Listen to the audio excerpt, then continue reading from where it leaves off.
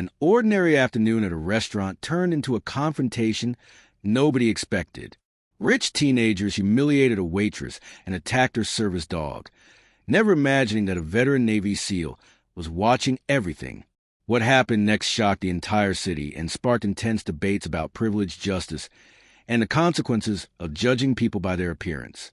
This real story will make you question how far money's arrogance goes and the true meaning of courage.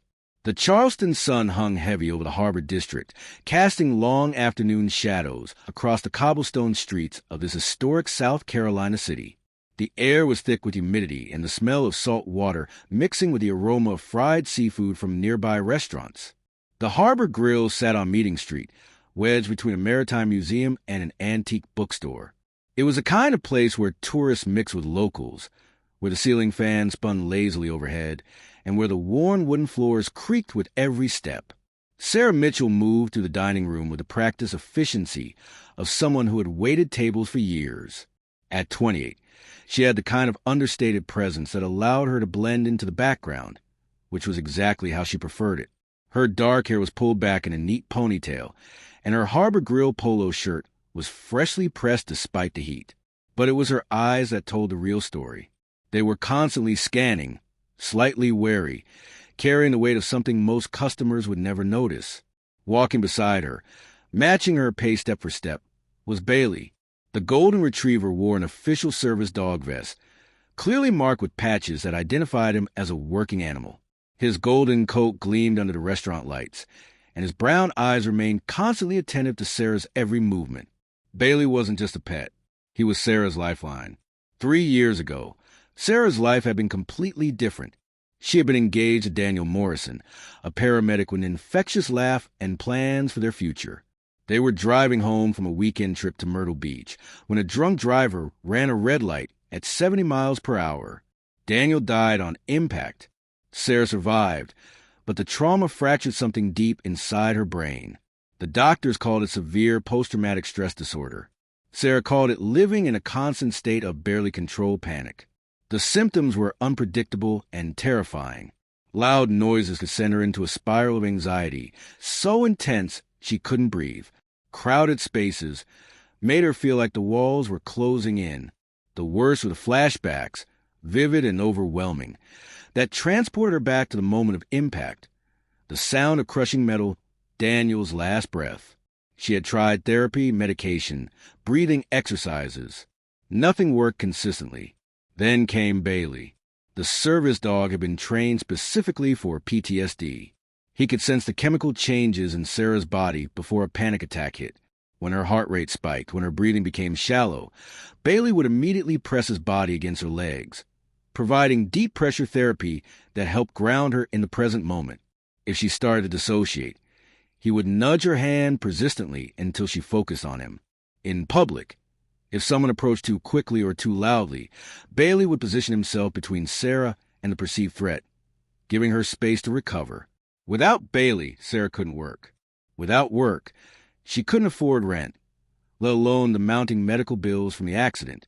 Bailey was the reason she could function, the reason she could face each day. He was her anchor to reality.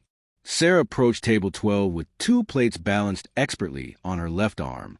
She set them down gently in front of an elderly couple who smiled at Bailey. The man reached out to pet him, but Sarah quickly interceded. "I'm sorry, sir, but he's working right now. He can't be distracted." The man nodded understandingly and withdrew his hand. This was Sarah's world now. Small interactions, controlled environments, and Bailey's constant, reassuring presence. She had learned to manage her condition, to carve out a life from the ruins of what she had lost. Every shift at the Harbor Grill was a small victory, proof that she was still here, still fighting.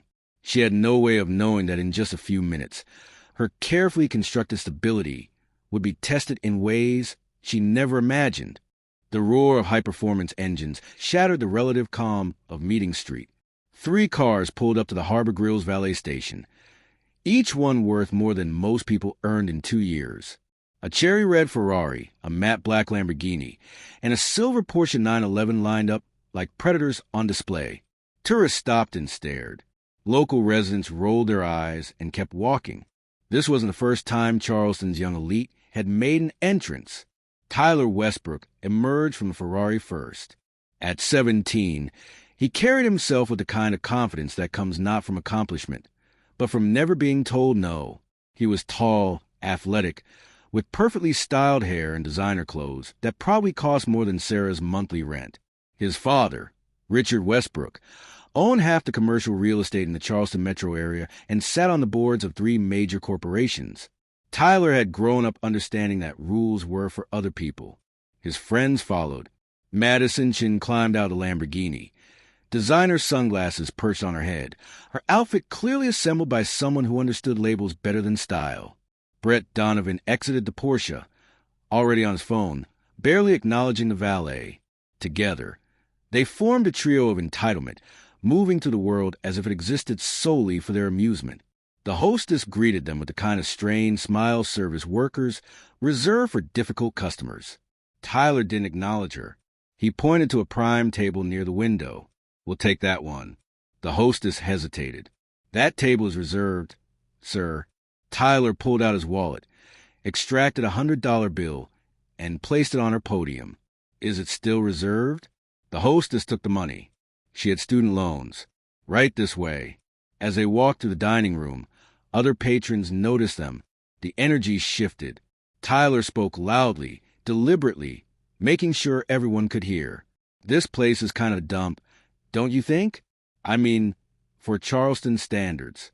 Madison laughed, the sound carrying across the room. "Tyler's father literally owns the building next door. He could buy this place and turn it into something actually decent." They took their seats at the window table. The afternoon sun streamed through, illuminating their expensive clothes and bored expressions. Brett was still on his phone, typing rapidly. Madison was taking selfies, adjusting angles, checking her appearance in each shot. Tyler leaned back in his chair, surveying the restaurant like a king reviewing his domain. This wasn't Tyler's first time causing problems in public. There had been incidents at his private school, Charleston Academy, though none that ever made it into official records. A classmate's project destroyed the night before a major presentation. Accusations of cheating that mysteriously disappeared. A teacher who filed a complaint about Tyler's behavior and then quietly resigned mid-semester. Richard Westbrook's lawyers were very good at making problems go away. There was the incident at the yacht club last summer. Tyler and his friends had gotten drunk and started throwing bottles into the marina. When security intervened, Tyler had laughed in their faces. "My dad is on a board here. You work for him." The bottles kept flying. The security guards called the police. The police called Richard Westbrook. The charges never materialized. Or the time at the country club when Tyler intentionally drove his golf cart into a maintenance worker's equipment, causing thousands of dollars in damage. He claimed it was an accident. The surveillance footage suggested otherwise. The maintenance worker was quietly paid off and signed a non-disclosure agreement. Madison wasn't much better. Her parents owned a chain of luxury boutiques, and she had cultivated a social media presence built entirely on displaying wealth. She had been expelled from 2 private schools before landing at Charleston Academy, where her parents' donations ensured her continued enrollment despite multiple disciplinary issues. Brett's family ran one of Charleston's oldest law firms. He had been arrested twice for underage drinking. Both times, the charges were reduced to nothing. His father's connections ran deep in the Charleston legal system. Brett had learned early that consequences were optional if you had the right last name. Together, they formed a perfect storm of privilege and entitlement. They had grown up in a world where money solved every problem, where authority figures deferred to their parents, where actions had no real consequences. They moved through Charleston like they owned it, because in many ways they did. Now they sat at their table in the Harbor Grill, already complaining before they had even seen menus.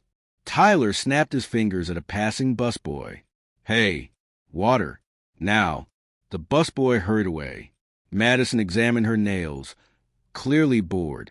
"How long are we going to stay here? This place smells like fish." Sarah Mitchell was assigned to their table. She approached with Bailey at her side, notepad in hand, already sensing that this was going to be difficult. She had waited on entitled customers before, had learned to smile through rudeness, had perfected the art of professional detachment. But as she got closer to table 12, Bailey's behavior changed slightly. His ears went back just a fraction. His body tensed. He could sense something Sarah couldn't quite articulate yet. This table was dangerous. "What would you like to drink?" Sarah asked, her voice carefully neutral. Tyler didn't look up from his phone. "Is that a dog? In a restaurant? That's a health code violation." Sarah's heart rate increased slightly. Bailey pressed against her leg. "He's a service animal, sir. He's legally allowed to be here." Tyler finally looked up, his eyes cold. "Sure he is. Everyone says that now so they can bring their stupid pets everywhere. What's he even for?" "You look fine to me." Madison giggled. Maybe he's an emotional support dog, because she can't handle the stress of carrying plates. Sarah's hands trembled slightly. She gripped her notepad tighter. The familiar sensation of walls closing and started to creep at the edges of her awareness. Bailey leaned harder against her. "What can I get you to drink?" she repeated, forcing her voice to stay steady. The afternoon was about to get much worse. "What do you think about what you've seen so far? Do you believe Sarah can handle the situation? Share your opinion in the comments." The tension at table 12 escalated with every passing minute. Sarah returned with their drinks, ice water for Madison, sweet tea for Brett, and a Coke for Tyler. She set them down carefully, her hand still slightly unsteady from the earlier interaction. Bailey remained pressed against her leg, his professional demeanor intact, but his body language speaking volumes to anyone trained to read it. Tyler took one sip of his Coke and made an exaggerated face of disgust. "This tastes flat. Did you seriously just bring me flat Coke?" Sarah's throat tightened. "I can get you a fresh one, sir." Tyler pushed the glass toward her dismissively. "Yeah, you should probably do your job right the first time.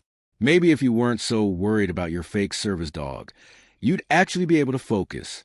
Madison leaned forward, her voice dripping with false concern. "You know, service dogs are supposed to be for people who are actually disabled. Like, you're walking around fine. What's your problem? Anxiety?" Sarah felt the familiar pressure building in her chest. Her vision started to narrow slightly at the edges. Bailey immediately stood up fully, pressing his full weight against her thigh, initiating deep pressure therapy. The sensation helped, but barely. Brett, who had been largely quiet, finally spoke up. "My dad's a lawyer. He says half these service dog things are scams. People just buy the vests online. There's like zero regulation."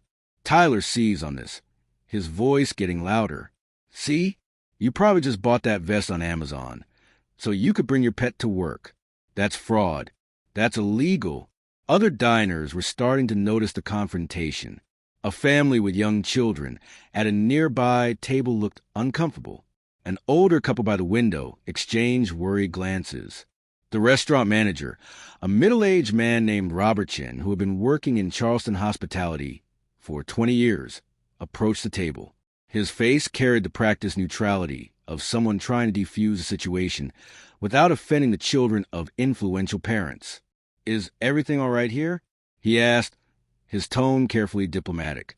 Tyler turned his attention to Robert, sensing an opportunity. "No, everything is not all right. Your waitress here is violating health codes by bringing a dog into your restaurant, and she's providing terrible service. I want her fired. I want her fired right now." Robert's jaw tightened slightly, the only visible sign of his frustration.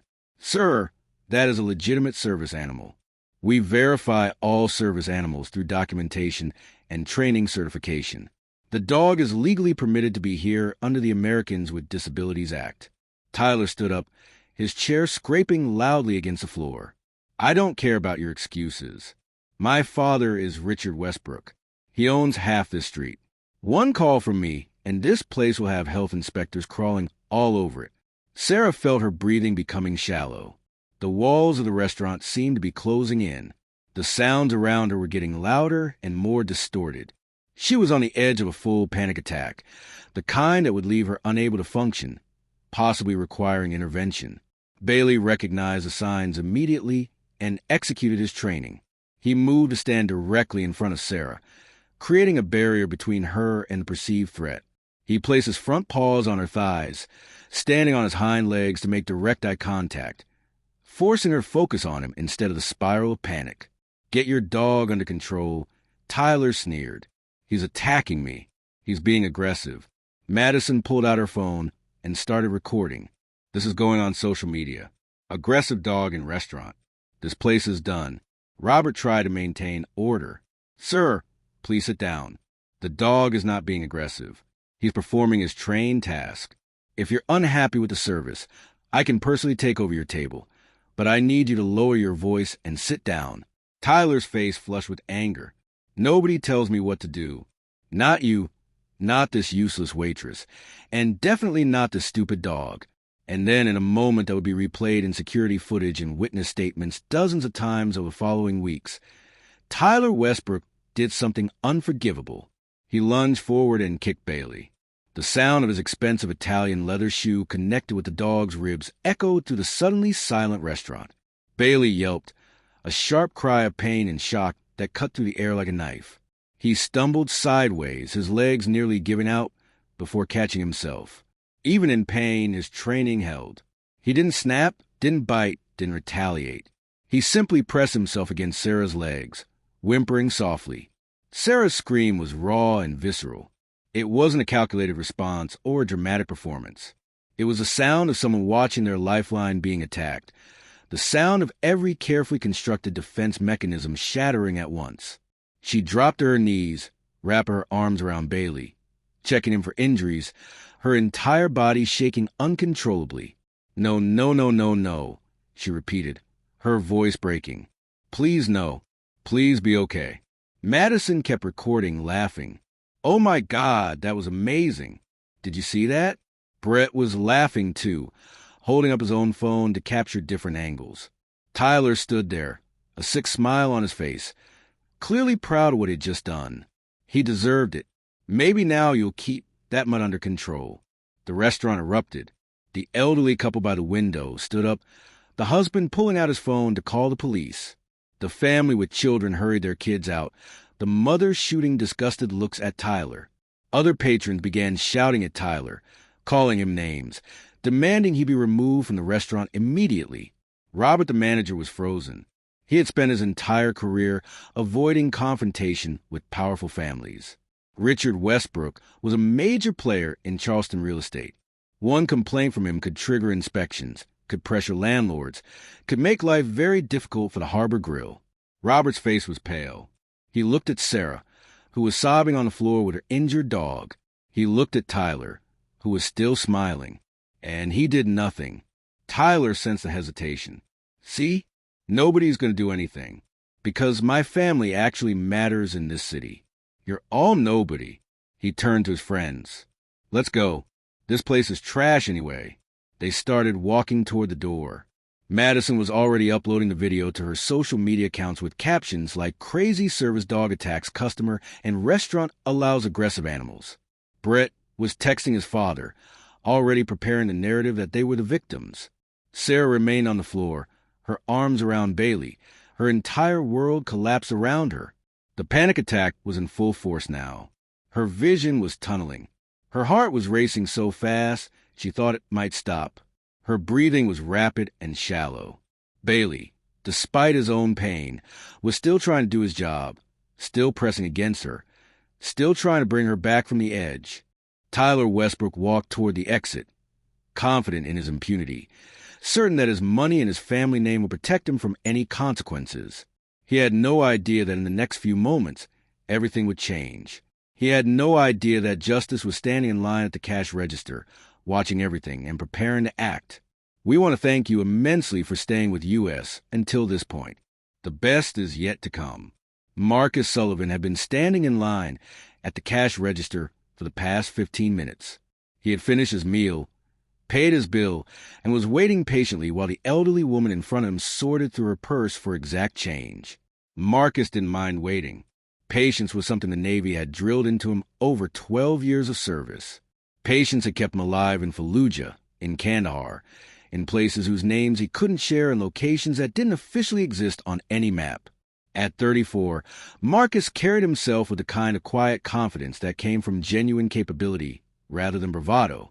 He stood 6'2", with the lean, muscular build of someone who maintained peak physical condition not for vanity, but for necessity. His dark hair was cut military short. His face was weathered beyond his years, with lines around his eyes that spoke of squinting into desert suns and maintaining watch through long, tense nights. He wore simple civilian clothes, jeans and a plain black t-shirt, deliberately unremarkable. Beside him, sitting perfectly still, was Rex.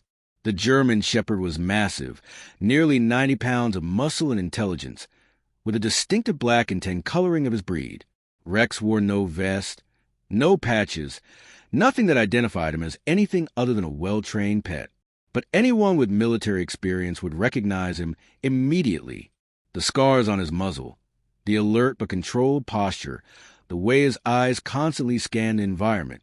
Rex was a retired military working dog, AK-9, who had served alongside Special Operations Forces in some of the most dangerous combat zones in the world. Marcus and Rex had met 6 years ago in Afghanistan.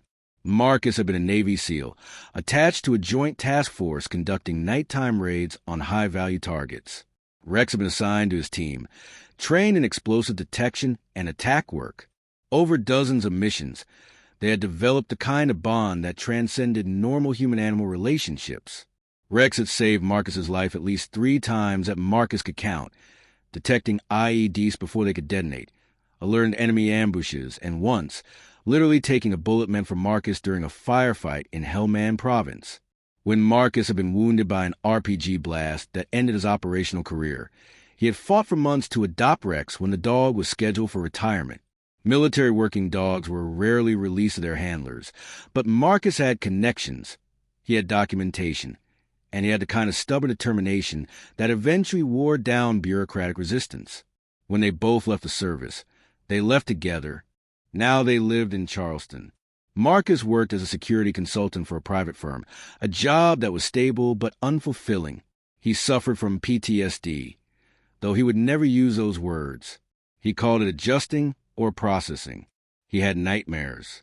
Loud noises sometimes triggered involuntary defensive responses. Crowds made him anxious.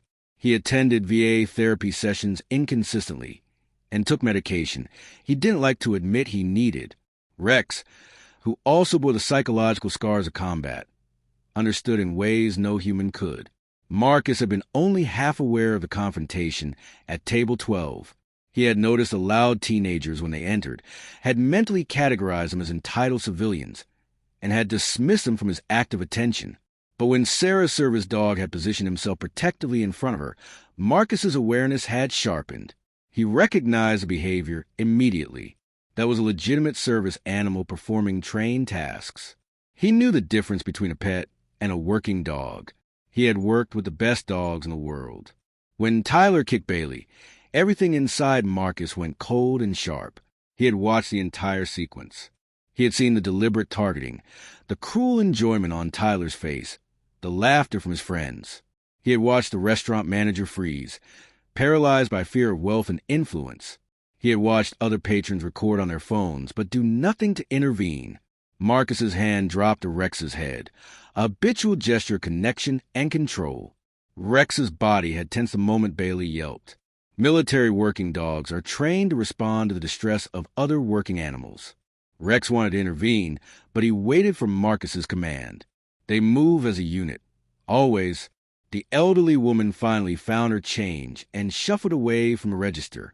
Tyler and his friends were walking toward the exit, laughing and joking, clearly believing they had gotten away with it. Sarah was still on the floor, in full panic attack, her arms around her injured dog.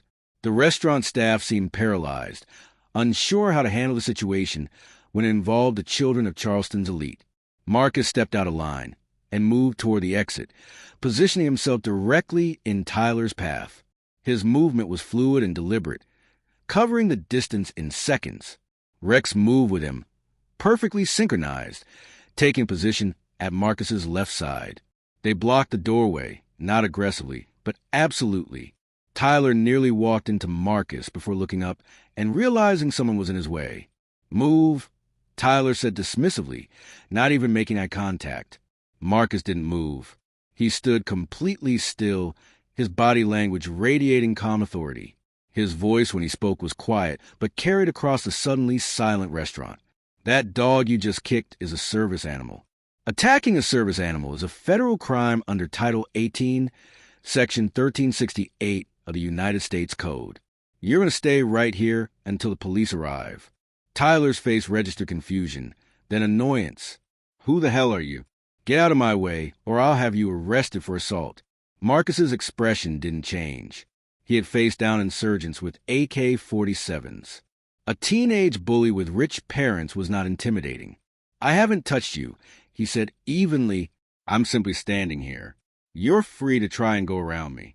But I'm going to call the police either way, and if you leave this restaurant before they arrive, that becomes fleeing the scene of a crime. Madison stepped forward, her phone still recording. Do you know who he is? His father is Richard Westbrook. You're nobody. You're going to regret this. Marcus pulled out his phone with one hand, never taking his eyes off Tyler. He dialed 911. Yes, I need to report an assault. The Harbor Grill on Meeting Street. A service animal was attacked. The suspect is still on scene. Yes, I'll wait for officers to arrive. Tyler's confidence wavered slightly. You're insane. That dog attacked me. I was defending myself. Marcus's jaw tightened, the only visible sign of his anger. I watched the entire incident. That dog was performing its trained task, providing psychiatric support to its handler. You verbally harassed the handler, threatened the establishment, and then you deliberately kicked the animal. There are at least 20 witnesses and multiple recordings. Your version of events is provably false. Brett pulled out his own phone. I'm calling my dad. He'll have your ass in court. You're going to wish you never walked in here. Marcus's voice remained calm. You're welcome to call whoever you like. But you're not leaving until the police arrive. Rex, who had been sitting calmly at Marcus's side, let out a low, rumbling growl. It wasn't a bark or an aggressive display. It was a controlled, disciplined sound, the kind of warning a highly trained military dog gives when it senses its handler needs support. Tyler's eyes went wide. He took an involuntary step backward. Oh my God, your dog is attacking us. Madison shouted into her phone, still recording. This is assault. Rex remained perfectly still, not advancing, not moving, just sitting at attention with that low growl continuing. Marcus knew exactly what Rex was doing. The dog was establishing dominance, showing these teenagers that they were not in control of the situation. Robert, the manager, finally found his courage. The sight of Marcus, clearly military, clearly competent, clearly willing to see this through, gave him the backbone he had been lacking. Gentlemen, he said to Tyler and his friends, you need to stay here. We're going to wait for the police. Tyler rounded on him, furious. You're fired. You're all fired. My father will have this place shut down by the end of the week. Robert's face was pale, but he stood his ground. Maybe so, but right now we're waiting for the police. Other patrons began to speak up. An older man in a business suit stepped forward. I saw the whole thing. That boy kicked the service dog completely unprovoked. I'll give a statement. A woman with gray hair nodded vigorously. I recorded it on my phone. I'll send it to the police right now. Tyler's face flushed red. He looked at Marcus, who hadn't moved. He looked at Rex, who continued that low, controlled growl. He looked at the dozen patrons now holding up phones, recording, waiting to provide evidence. For the first time in his life, Tyler Westbrook realized that money and influence might not be enough to save him. The sound of police sirens began to echo through the streets of Charleston, getting closer with every passing second. 3 Charleston Police Department patrol cars pulled up in front of the Harbor Grill within 6 minutes of Marcus's call. 2 officers entered first, hands instinctively near their service weapons, assessing the situation with trained eyes. Officer Jennifer Hayes, a 10-year veteran with sharp features and sharper instincts, took the lead. Officer Michael Torres, younger but equally competent, moved to her right, creating a tactical position that covered the room. The restaurant had transformed into an impromptu crime scene. Tyler and his friends stood near the door, trying to appear casual but clearly agitated. Marcus remained in position, Rex now sitting calmly at his side. The growling stopped. Sarah was still on the floor with Bailey, though she had regained some composure. Her tears silent now, her breathing more controlled. Other patrons had created a perimeter around the scene, phones out, recording everything. Officer Hayes's eyes swept the room and immediately landed on Marcus. She recognized the posture, the bearing, the controlled presence. Military, she thought, probably combat veteran. She also noted Rex, the obvious discipline of the animal, the military working dog characteristics. Her assessment took 3 seconds. Who called this in? She asked, her voice carrying authority. Marcus raised one hand slightly, identifying himself without unnecessary movement. I did, officer. I witnessed an assault on a service animal. The victim and her dog are over there. He gestured toward Sarah. The suspects are here. He gestured toward Tyler. Officer Torres moved toward Sarah and Bailey, kneeling down at a respectful distance. Ma'am, are you injured? Can I see your service animal? Sarah nodded, unable to speak. She gently encouraged Bailey to stand up. The dog did, but he was clearly in pain, favoring his right side where Tyler's kick had connected. Torres examined Bailey visually, noting the service dog vest, the professional training evident in the dog's controlled behavior despite obvious discomfort. We need a veterinarian. Torres called out. Officer Hayes nodded and radioed for animal control to send a certified vet to the scene. She then turned her attention to Tyler and his friends. I'm going to need your IDs and your account of what happened here. Tyler's demeanor shifted immediately. He adopted the practiced expression of a young man who had been coached by expensive lawyers. Officer, I want to report an assault. That man, he pointed at Marcus, threatened me, and his dog attacked me. His dog is dangerous and shouldn't be allowed in public. Officer Hayes' expression didn't change, but Marcus saw the slight tightening around her eyes. She had dealt with entitled teenagers before. Before we get into allegations, I need to see your identification. All 3 of you. Tyler hesitated. Do you know who my father is? Officer Hayes' voice went cold. I don't care if your father is the governor. ID now. Or I can place you under investigative detention, and we can sort this out at the station. Reluctantly, Tyler, Madison, and Brett produced their driver's licenses. Officer Hayes examined each one, noting the prestigious Charleston addresses.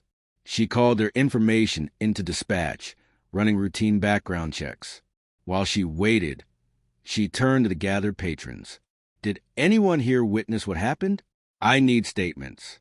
The response was immediate. Nearly 15 people raised their hands. The elderly businessman stepped forward first. I saw everything. Officer, that young man. He pointed at Tyler. He verbally harassed a waitress, threatened the restaurant staff, and then deliberately kicked her service dog. It was completely unprovoked. The dog was doing nothing aggressive. A middle-aged woman came forward next. I recorded the whole thing on my phone. You can see everything clearly. Tyler kicks the dog, and it's obviously deliberate. The dog was just standing there. Officer Torres moved through the crowd, collecting names and contact information. He reviewed the video on the woman's phone, his jaw tightening as he watched Tyler's kick connect with Bailey's ribs. Officer Hayes' radio crackled. Dispatch relayed information on the 3 teenagers. No outstanding warrants, but there were notes in the system. Tyler Westbrook had been mentioned in 2 previous incident reports that had been withdrawn before formal charges were filed. Brett Donovan had a sealed juvenile record. Madison Chun had no criminal history, but was noted as being present during multiple disturbance calls at various high-end establishments in Charleston. Officer Hayes approached Marcus. Sir, can you provide your statement? Marcus nodded. His account was precise, methodical, and detailed. He described the exact sequence of events, the specific actions Tyler took, the visible distress of the service animal and its handler, the manager's hesitation. He spoke with the clarity of someone who had given intelligence briefings in combat zones. He cited the specific federal statute that made attacking a service animal a crime. He mentioned his own military background and his familiarity with working dogs. And your dog? Officer Hayes asked, glancing at Rex. Retired military working dog, Marcus said simply, "I'm his handler. We serve together." Officer Hayes nodded. That explained the discipline, the control growl, the perfect behavior. Retired MWDs were among the best-trained animals in the world. Tyler's voice rose, taking on a desperate edge. "This is ridiculous. You're taking his word over ours? Do you know who you're dealing with? My father is Richard Westbrook. One phone call, and all of your careers are over. He donates to the Police Benevolent Fund. He knows the mayor. You can't do this." Officer Hayes turned slowly to face Tyler. Her expression was professional, but her eyes were hard. "Let me explain something to you, son. I don't care if your father is the President of the United States. In the city of Charleston, we enforce the law equally. You're being accused of animal cruelty under South Carolina Code Section 47-1-40, harassment under Section 16-17-530, and assault on a service animal, which carries additional federal implications. I have multiple witnesses, video evidence, and a victim who's currently receiving medical attention for her panic attack. Your threats mean nothing to me." Brett pulled out his phone again. "I'm calling my father right now. He's going to have lawyers here in 10 minutes. Officer Torres moved smoothly to intercept him. "You can call your father from the station. Right now, you're not making any calls until we've completed our investigation. Put the phone away, or I'll consider it evidence and confiscate it." Madison started crying. Her earlier confidence completely evaporated. "This isn't fair. We didn't do anything wrong. That waitress was being rude. That dog was being aggressive. We were just defending ourselves." Officer Torres reviewed the video on his phone again, the one provided by the witness. He turned the screen so Madison could see it. "This video shows your friend here kicking a service dog that was standing still. It shows you and your other friend laughing and recording it. It shows no aggressive behavior from the dog whatsoever. So when you say you were defending yourselves, what you actually mean is you're lying to police officers. That's a separate charge, by the way." The reality of the situation was finally sinking in. Tyler's face had gone pale. Madison was sobbing. Brett looked like he might be sick. The protective bubble of privilege that had surrounded them their entire lives was bursting, and they had no idea how to function without it. A black Mercedes pulled up outside the restaurant. Richard Westbrook emerged, his face set in hard lines. He was tall, distinguished, wearing an expensive suit despite the afternoon heat. He walked into the Harbor Grill like he owned it, which, Marcus reflected, he might actually do. Officer Hayes met him at the door. "Sir, this is an active investigation. You need to wait outside. I'm Richard Westbrook. That's my son. I'm taking him home now." Officer Hayes didn't back down. "Your son is a witness in an assault investigation. He's not going anywhere until we complete our initial investigation. If you continue to interfere, I will arrest you for obstruction." Richard's eyes widened in genuine shock. Nobody spoke to him like that. Nobody had spoken to him like that in 20 years. "Do you have any idea who I am?" Officer Hayes' voice was flat. "Yes, sir. You're Richard Westbrook. You're also currently interfering with a police investigation. Step outside, or I will place you under arrest." For a long moment, Richard Westbrook and Officer Hayes stared at each other. He was calculating, trying to determine if she was bluffing, trying to gauge how much power he actually had in this situation. Then he saw the crowd of witnesses. He saw the phones recording. He saw Marcus, standing quietly but unmovably, a man who clearly wasn't intimidated by money or influence. He saw his son's face, pale and scared, and he made a decision. "I want to speak to my attorney," he said finally. Officer Hayes nodded. "That's your right, but your son is 17. We'll need to contact him at the station." Richard's expression darkened. "The station?" "Yes, sir," Officer Hayes confirmed. "We're placing your son under arrest for animal cruelty and harassment. He'll be processed, charged, and released to your custody pending a court appearance. If you want to call your lawyer, I suggest you do it now." Tyler made a sound that was halfway between a gasp and a sob. "Dad, do something."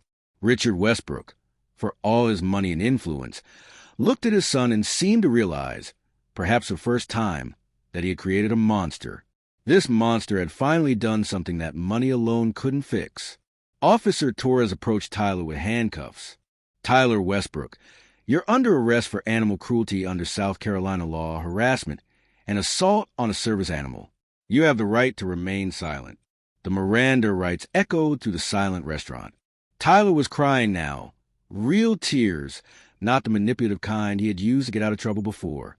Madison and Brett stood frozen, realizing they were next. Marcus watched it all with calm satisfaction. Justice wasn't always swift, but sometimes it showed up exactly when it was needed. He looked over at Sarah, who was still on the floor with Bailey. The dog was being examined by a veterinary technician who had arrived with animal control. Sarah's eyes met Marcus's across the restaurant. In that moment, a silent understanding passed between them. Two people who knew what it was like to depend on a dog for survival. Two people who understood trauma. Two people who had just witnessed something rare, the powerful being held accountable. Rex stood up and walked over to Bailey, sniffing the other dog gently. Bailey's tail wagged weakly. The two working dogs recognized each other, acknowledged each other. Warriors who had served, who had sacrificed, who had earned their rest. Marcus followed Rex, approaching Sarah carefully. She was still fragile, still processing. He knelt down at a respectful distance. Is he going to be okay? Marcus asked quietly. Sarah nodded, wiping her tears. The vet says maybe a bruised rib. Nothing broken. He'll be sore for a few days. Marcus nodded. Good. And you? Sarah managed a weak smile. I'll survive. Thank you for... She gestured vaguely at the scene at the police, at the arrested teenagers. Thank you for not letting them get away with it. Marcus's voice was gentle. Nobody should get away with hurting someone who can't defend themselves. That includes dogs, especially working dogs. Sarah looked at Rex, recognition dawning. He's military? Marcus nodded. Retired. We both are. Sarah's expression softened. Bailey's just psychiatric support. He's never served in combat or anything impressive. Marcus shook his head. He saves your life every day. That's the most impressive service there is. They sat there together, two strangers bound by trauma, by service dogs, by the understanding that sometimes courage means standing up when everyone else is silent. Outside, Tyler Westbrook was being loaded into a patrol car, his father standing helplessly on the sidewalk, his expensive lawyers already on the phone, scrambling to figure out how to contain this disaster. But the videos were already uploading to social media. The story was already spreading. The accountability had already begun. The next 6 weeks transformed Charleston in ways nobody could have predicted. The video of Tyler kicking Bailey went viral within 24 hours. It appeared on local news, then regional news, then national news. The hashtag Justice for Bailey trended on social media for days. Animal rights organizations demanded prosecution. Veterans groups rallied behind Sarah and Marcus, recognizing the attack on a working dog as an attack on all service animals. The pressure on Charleston's criminal justice system became overwhelming. Richard Westbrook hired the best criminal defense attorneys money could buy. They filed motions to suppress evidence, argued that Tyler was a minor who deserved leniency, claimed the service dog was improperly certified, suggested that Sarah was exaggerating her disability for attention. Every argument was met with mountains of contradictory evidence. The videos from multiple angles showed Tyler's deliberate violence. Sarah's medical records, her psychiatrist's testimony, Bailey's certification from a nationally recognized service dog training organization, all established the legitimacy of her need for a service animal. The most damaging evidence came from Tyler's own past. Investigative journalists dug into the Westbrook family's history of making problems disappear. They found the teacher who had been forced to resign, interviewed her on camera, learned about the constant harassment Tyler had subjected her to. They found the maintenance worker at the country club, whose non-disclosure agreement didn't prevent him from speaking anonymously about the golf cart incident. They found 3 former classmates willing to testify about Tyler's pattern of bullying and intimidation. Madison Chun and Brett Donovan cooperated with prosecutors in exchange for reduced charges. Their testimony painted a picture of Tyler as the ringleader, the one who escalated situations, the one who believed he was untouchable. They described multiple previous incidents where Tyler had harassed service workers, destroyed property, and used his father's name to escape consequences. The trial was held in Charleston County Court. The prosecutor was Sarah Chun, an assistant district attorney who had built her career on taking on difficult cases. She presented the evidence methodically: the videos, the witness statements, the veterinary report showing Bailey's bruised ribs, Sarah's testimony about the panic attack, about how close she had come to a complete breakdown, Marcus's testimony about witnessing the assault and recognizing Tyler's behavior as predatory rather than defensive. Tyler's defense team tried to paint him as a troubled teenager who had made a mistake. They brought in psychologists who testified about adolescent brain development and poor impulse control. They emphasized that he had no prior convictions. They pointed to his father's willingness to pay for any damages and suggested community service would be appropriate. Sarah Chun destroyed their arguments. She presented evidence that this wasn't poor impulse control. This was a pattern of learned behavior. She showed that Tyler had been taught by his father that wealth equaled immunity. She argued that without real consequences, Tyler would continue to hurt people. She requested the maximum sentence under South Carolina law. The judge was Evelyn Washington, a 62-year-old African-American woman who had served on the bench for 15 years. She had a reputation for being tough but fair, unmoved by money or political pressure. After 3 days of testimony, she delivered her verdict. Tyler Westbrook, you have been found guilty of animal cruelty, harassment, and assault on a service animal. The evidence against you is overwhelming and troubling. What concerns me most is not the single act of violence, but the pattern of behavior it represents. You have lived your entire life believing that your family's wealth places you above the law. Today, you learn differently. Judge Washington sentenced Tyler to 6 months in juvenile detention, 2 years of supervised probation, 500 hours of community service at an animal shelter, mandatory anger management therapy, and a $10,000 fine paid directly to a service dog training organization. Additionally, Richard Westbrook was ordered to pay $75,000 in damages to Sarah Mitchell for medical expenses, lost wages, and emotional distress. The courtroom erupted. Richard Westbrook's face went purple with rage. Tyler sobbed openly. But Judge Washington wasn't finished. And Mr. Westbrook, she said, addressing Richard directly, while you are not on trial here today, your actions and your parenting have directly contributed to this situation. You have taught your son that money can buy his way out of responsibility. You have used your influence to suppress legitimate complaints against him. You have enabled dangerous behavior.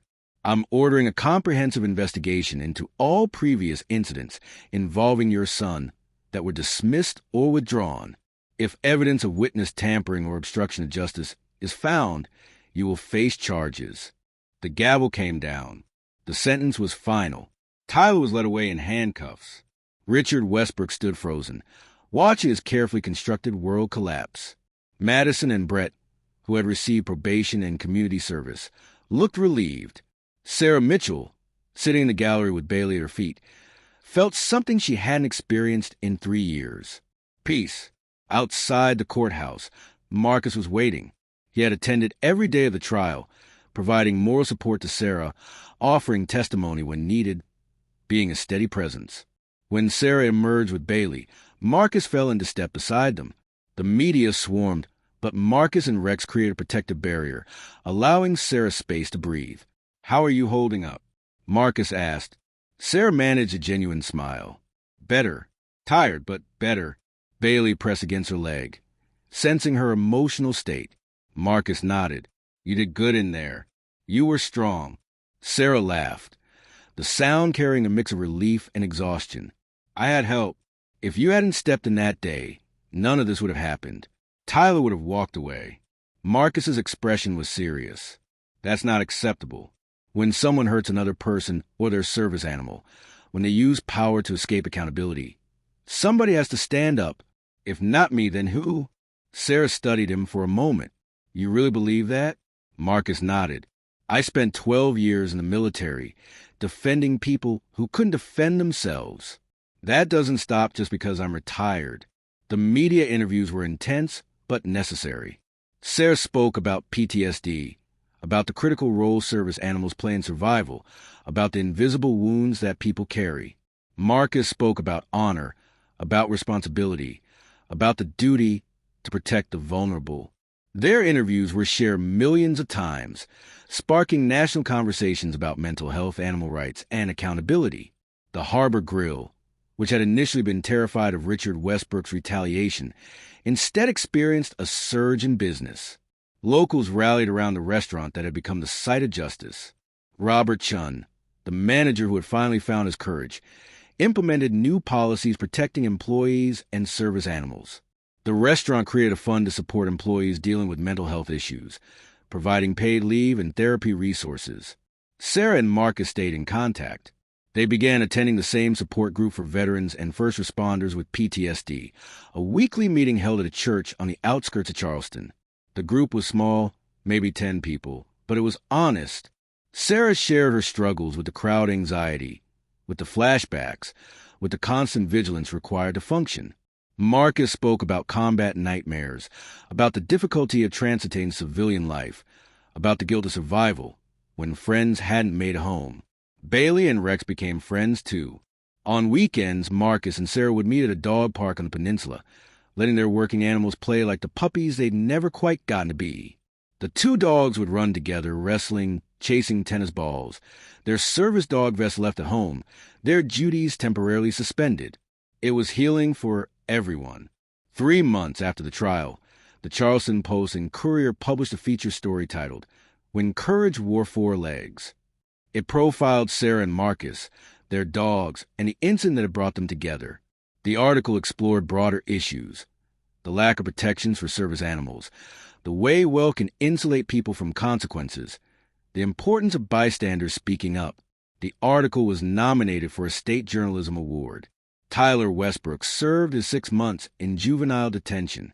Reports from the facility indicated he struggled initially and used the structure and discipline, but gradually began to show signs of genuine change.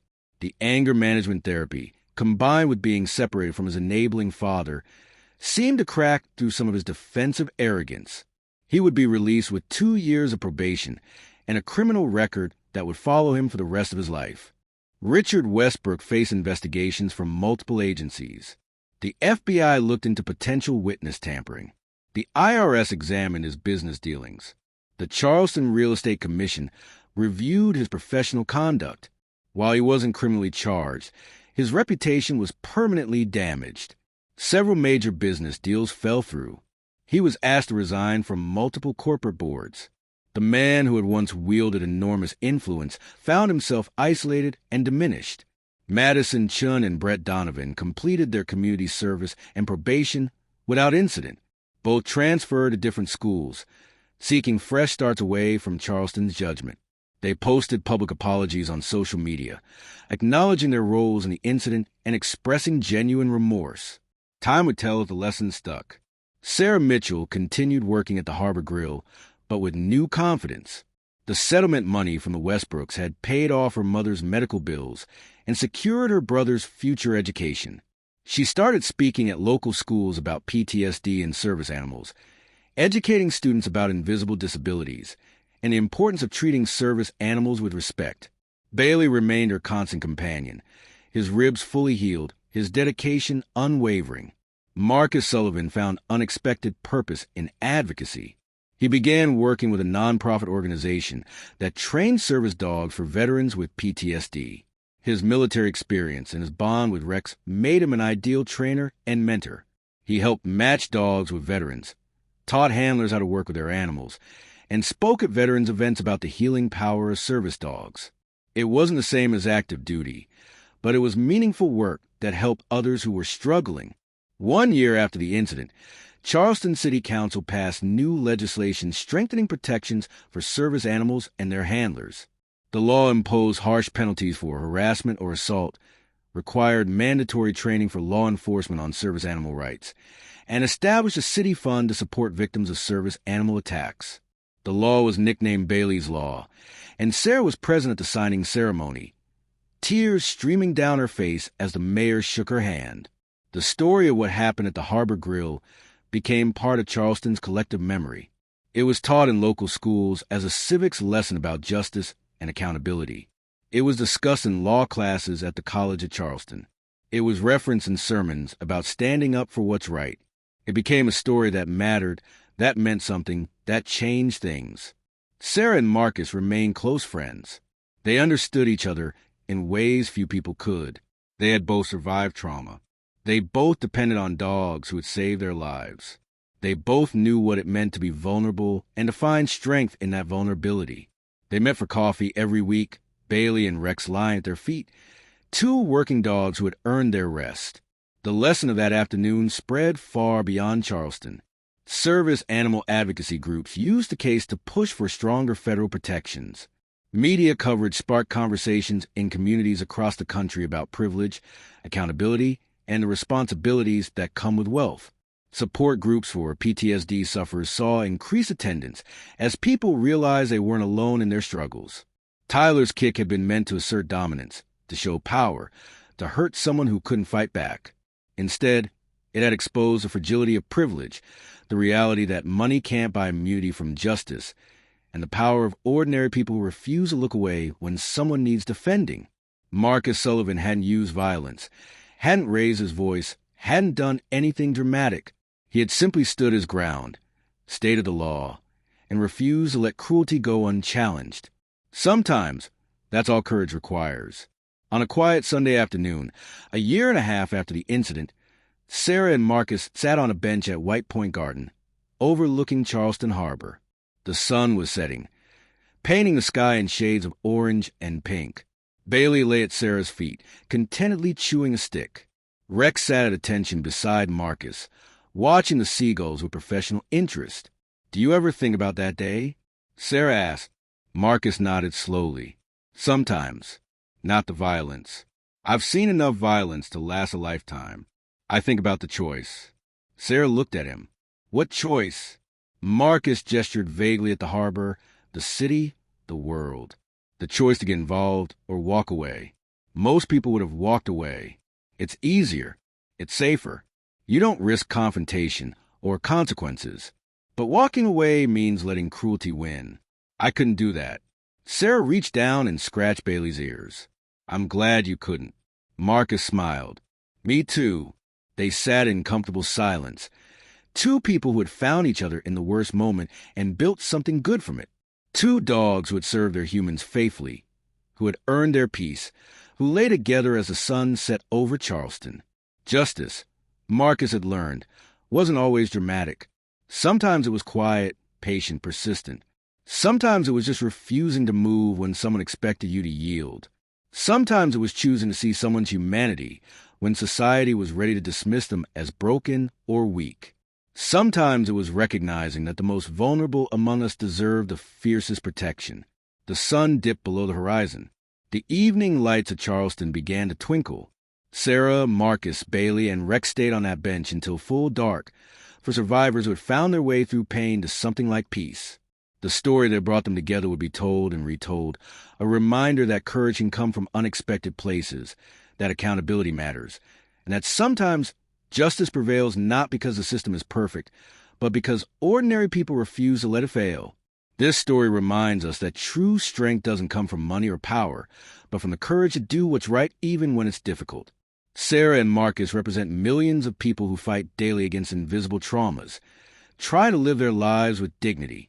And you, what do you think about this case? Do you believe justice was served? Do you know someone who depends on a service animal? Share your experiences and opinions in the comments below. If you've made it this far, subscribe to the channel and turn on notifications so you don't miss our next real-life stories that show life as it is. And don't forget to watch the next recommended video, where we bring another impactful story that will make you reflect on justice and human dignity.